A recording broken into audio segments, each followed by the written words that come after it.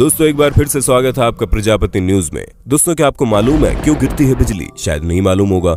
जैसा कि आपकी स्क्रीन पर दिख रहा है कैसे बिजली गिरती है। दोस्तों जब कभी भी आसमान में बिजली कड़कती है तो हमारे दिल दहल जाते हैं। ऐसे में आपके मन में बिजली के कड़कने के बारे में कई सवाल आते होंगे। ये कैसे कड़कती है, कहाँ ज्यादा असर डालती है, कैसे इससे बचा जाए? क्योंकि हर इंसान का अपने जीवन में बिजली की गड़गड़ाहट से कभी न कभी तो सामना होता ही है। और अगर आपके साथ ऐसा नहीं हुआ तो इसका बिल्कुल भी मतलब नहीं है कि आगे भी आप बचे रहेंगे। इसलिए इससे बचने के लिए क्या क्या करना सही है और क्या नहीं, आज की इस वीडियो में मैं यानी आपका दोस्त विशाल प्रजापति आपको बताने वाला हूँ। जहाँ पर थंडर स्टॉर्म यानी कि बिजली कड़कने के बारे में वो बातें जानेंगे जो आपको हैरान करके रख देगी। चलिए वीडियो को शुरू करते हैं, लेकिन वीडियो शुरू करने से पहले एक छोटी सी रिक्वेस्ट है। वीडियो के नीचे रेड कलर का सब्सक्राइब बटन दिख रहा होगा, उस पर क्लिक करके सब्सक्राइब कर लें और साइड में बेल आइकॉन भी दिख रहा होगा, उस पर भी क्लिक कर लें ताकि आपको वीडियो मिले सबसे पहले। जैसा कि आपको बिजली के बारे में बात पता होगी कि जब बिजली कड़कती है तो लाइट की स्पीड तेज होने की वजह से वो हमें दिख पहले ही जाती है, लेकिन उसकी आवाज हमारे कानों में बाद में आती है, क्योंकि लाइट की स्पीड साउंड की स्पीड से ज्यादा होती है और इसी वजह से ऐसा होता है। ऐसे में दोस्तों आपके दिमाग में सवाल आता होगा कि बिजली क्यों कड़कती है। क्या हम आपको बता दें कि गर्मी में पानी भाप बन के ऊपर चला जाता है और हर 165 मीटर की ऊंचाई पर पहुंचते ही उसके टेम्परेचर में 1 डिग्री सेल्सियस की कमी आ जाती है। यानी कि जितना ऊपर ये जाता रहता है उतना उसका टेम्परेचर गिरता जाता है। ऊपर जाते ये बर्फ के छोटे छोटे टुकड़ों का रूप ले लेता है, जिसमें आप लोग कई बार देखते होंगे कि आसमान से बर्फ गिरती है और यही बर्फ हवा के कारण आपस में टकराने लगते हैं, जिस वजह से फ्रिक्शन यानी घर्षण होता है और उसी घर्षण की वजह से स्टैटिक करंट उत्पन्न होता है और इसी करंट का पॉजिटिव चार्ज ऊपर चला जाता है और नेगेटिव चार्ज नीचे आता है और यही नेगेटिव चार्ज जमीन पर आने के बाद पॉजिटिव चार्ज को ढूंढता है। जहां हमको पॉजिटिव चार्ज मिले तो हम वहीं पर स्ट्राइक कर जाएं। ऐसे में जमीन पर हवा के चलने की वजह से फ्रिक्शन होता है, जिस कारण जमीन पर मौजूद घास वगैरह से भी घर्षण उत्पन्न होता है और इसी पॉजिटिव चार्ज को ढूंढते हुए आसमान से बिजली कड़कती है तो डायरेक्ट जमीन पर गिरती है। लेकिन सिर्फ घास वगैरह ही नहीं बल्कि कई सारी चीजों पर उसे चार्ज मिलता है और इसी वजह से ज्यादा उन्हीं चीजों के पास जाती है जहां से उसे जल्दी चार्ज मिले।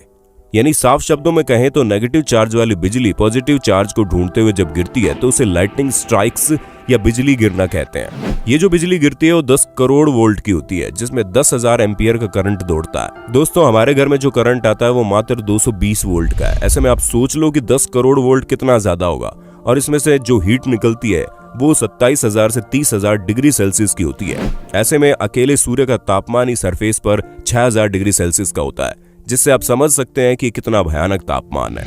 लेकिन इसकी सबसे बड़ी बात यह है इसकी टाइमिंग जो बहुत कम होती है, जहां मात्र 0.005 सेकंड के लिए स्ट्राइक करती है।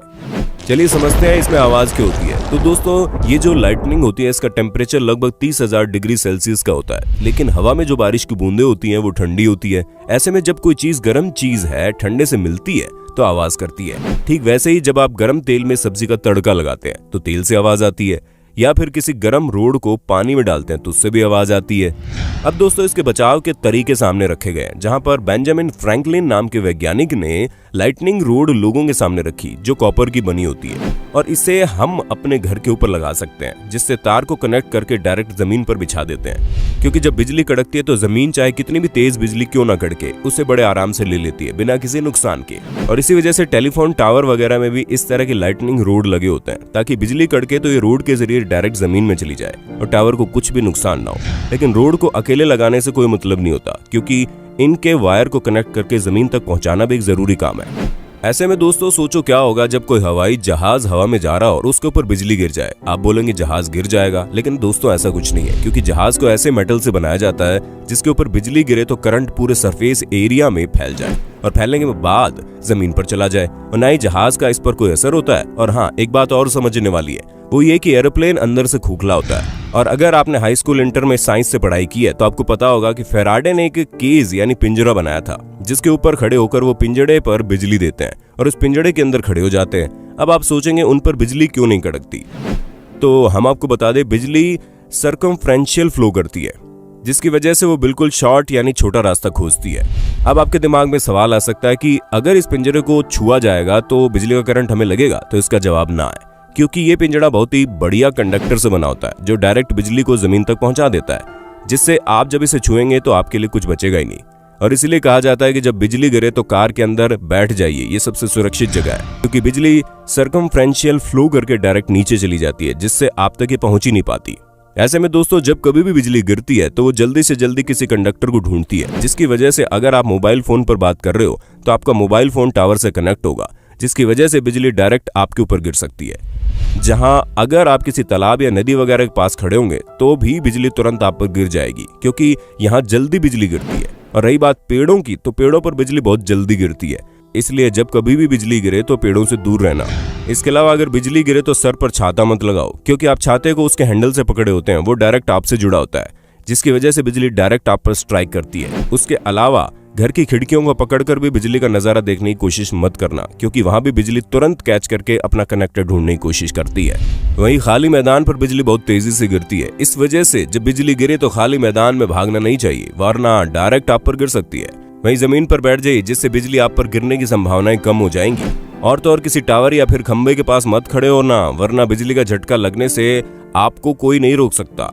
अब आप पूछेंगे भला ऐसा क्यों? टावर के पास तो लाइटनिंग रोड लगी होती है जो बिजली को डायरेक्ट जमीन पर भेजती है। तो दोस्तों आप यहाँ पर बिल्कुल सही है, लाइटनिंग रोड यही करती है, लेकिन जब वो ऐसा करती है तो वो जमीन पर एक सर्कमफ्रेंशियल एरिया तक जाती है जहां तक बिजली फ्लो करती है। ऐसे में अगर आप उस एरिया में खड़े हुए तो आपको बिजली का झटका लग सकता है। और ठीक ऐसा ही उन चीजों के साथ भी होता है जिनकी चीजों के बारे में हमने आपको बताया।